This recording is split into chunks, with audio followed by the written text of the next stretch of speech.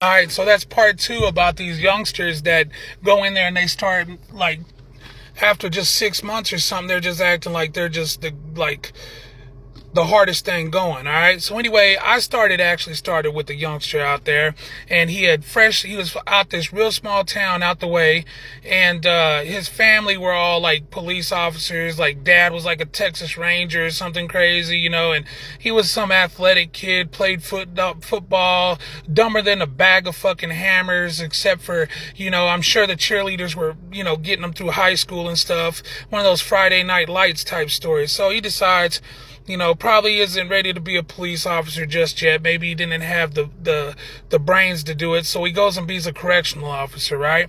And so he wants to be on the 5-man team bad, but he's a bit of a knucklehead, and you can't have people that are doing things that are just reckless on the 5-man team. So I'm not even sure that he suited up, which was probably a big hit to his ego.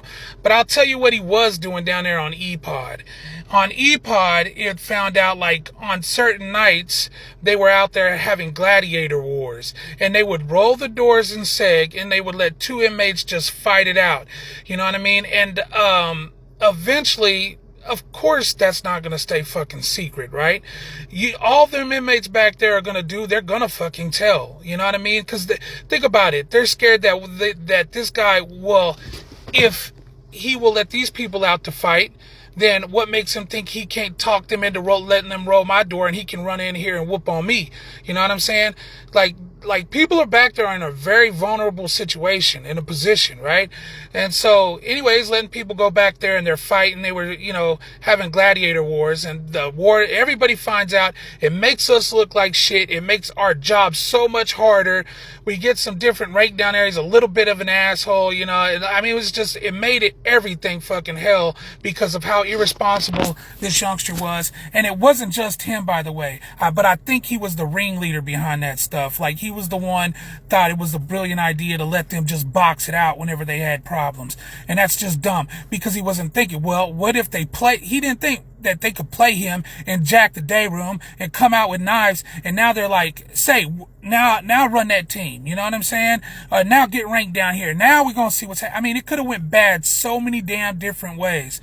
Anyway, he ends up losing his job. He actually ends up making it onto the news because he's like breaking into people's houses and stealing their guns and stuff.